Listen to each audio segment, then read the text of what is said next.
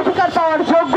আমাদের দেশের নাগরিক নিরাপত্তা হুমকির সম্মুখীন, এই কারণেই নারী নিরাপত্তাও হুমকির সম্মুখীন হচ্ছে। আগামী বাংলাদেশের নারীর নিরাপত্তা নিশ্চিত করাই হবে আমাদের অন্যতম মূল লক্ষ্য। ধর্ষণ আমাদের সমাজে একটি দৈনন্দিন অপরাধের মতো হয়ে গেছে। ঠিক যেমন রাস্তাঘাটে ছোট বাচ্চাদের মারামারি, ঠিক তেমনই আমরা দেখতে পাই যেন অহরহ ধর্ষণ করছে চারিদিকে। নারীর প্রতি সহিংসতা এমন চূড়ান্ত রূপে চলে গিয়েছে যে বর্তমানে নারীর নাগরিক মর্যাদা, নারীর আত্মমর্যাদা এবং তার সামাজিক স্বীকৃতি প্রশ্নবিদ্ধ। এনসিপির পক্ষ থেকে আমরা বলতে চাই, জাতীয় নাগরিক পার্টি এনসিপি নারীর সকল ধরনের মানবিক মর্যাদা, নাগরিক মর্যাদার স্বীকৃতি দেয়, স্বীকার করে, এবং আমরা দলীয়ভাবে বিশ্বাস করি যে নারী এবং পুরুষ সমাজে সমান সুযোগ এবং অধিকার পাওয়ার যোগ্য। আর একই সাথে সামনের দিনে জননিরাপত্তা, নাগরিক নিরাপত্তা, নাগরিক মর্যাদা এবং নাগরিকের অধিকার নিয়ে এনসিপি কাজ করে যাবে।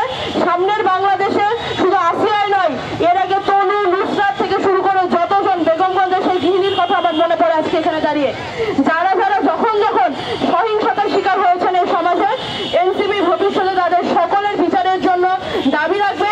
এবং একই সাথে আমি নুসরাত তাবাসসুম আমার জায়গা থেকে বলতে চাই, এই সরকারের শুধুমাত্র গ্রেফতার নয়, হাইকোর্টের মাধ্যমে সর্বোচ্চ বিচার নিশ্চিত করে বিচার প্রদান করাটাই জনগণের সামনে দেখানো দরকার।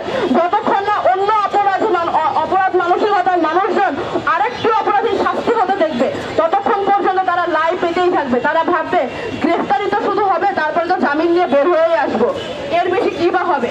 অপরাধ কমানোর জন্য অপরাধীর বিচার নিশ্চিত হওয়াটা এই সমাজে খুবই জরুরি। আজকে আমি এখান থেকে জানাতে চাই, আগামী বাংলাদেশের নারীর নিরাপত্তা নিশ্চিত করাই হবে আমাদের অন্যতম মূল লক্ষ্য।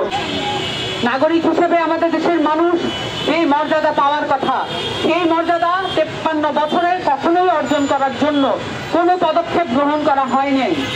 এবং বাংলাদেশে যেই রাষ্ট্র আধুনিক রাষ্ট্র হিসেবে বারবার পরিচিত করানোর চেষ্টা করা হয়েছে, কিন্তু আধুনিক রাষ্ট্রের যেই গুণাবলী থাকে, যেই মর্যাদা থাকে সে দেশের নাগরিকদের, সেই মর্যাদা কখনো আমাদেরকে পাইয়ে দেওয়ার চেষ্টা করা হয় নাই। বরঞ্চ এই মর্যাদাকে কিভাবে হানি করা যায়, সকল প্রতিষ্ঠানের মধ্য দিয়ে, সকল কাঠামোর মধ্য দিয়ে সেই প্রচেষ্টা করা হয়েছে। সেটার পরিপ্রেক্ষিতে আমরা যখন মাগুরায় 8 বছরের একটি নারী শিশুকে ধর্ষণের শিকার হতে দেখি, এবং সেটার পরিপ্রেক্ষিতে সেটার বিচার পাওয়ার জন্য আমাদেরকে এখনো রাস্তায় খেদিয়ে মরতে হয়, সেটাই বলে দেয় যে অভ্যুত্থানে যে ফ্যাসিস্ট কাঠামোর বিলোপের কথা আমরা বলেছিলাম, সেই ফ্যাসিস্ট কাঠামো এখনো বিলোপ হয় নাই। আমাদেরকে এই কাঠামো বিলোপের জন্য ধারাবাহিক লড়াইয়ের প্রয়োজন আছে, এবং এই ধারাবাহিক লড়াইয়ের মধ্যে আমাদের নারীরা সংযত আছেন এবং আমাদেরকে অসংযত হতে বাধ্য করবেন না। আমরা মনে করি নাগরিক মর্যাদার সাথে নারীর মর্যাদা এবং নারীর নিরাপত্তা জড়িত করে এটাকে আইনগতভাবে স্ট্যাবলিশ করা হোক, আইনগতভাবে এটাকে প্রতিষ্ঠা করা হোক। কোনো ধরনের প্রশ্নবিদ্ধ আইন দিয়ে নারী নিরাপত্তা নিশ্চিত করা যাবে না। নতুন করে আইনগুলোকে ঢালাওভাবে সাজাতে হবে, যাতে করে বাংলাদেশের মানুষের জন্য, বাংলাদেশের নারীদের জন্য, বাংলাদেশের প্রান্তিক জনগোষ্ঠীর জন্য, বাংলাদেশের দলিত হরিজনদের জন্য আমরা সার্বক্ষণিক নিরাপত্তার ব্যবস্থা করতে পারি। এ কারণে আমাদের যেই ধারাবাহিক সংগ্রাম আছে, নারীদের যেই ধারাবাহিক সংগ্রাম আছে, সেটাকে অস্বীকার করার কোনো উপায় নাই। অভ্যুত্থানের প্রত্যেকটি ধাপে ধাপে নারীরা তাদের যে ভূমিকা দেখিয়েছেন, তারপরও অভ্যুত্থানের পরে আমরা দেখতে পাচ্ছি এটাকে অস্বীকার করার পায় তারা চলছে।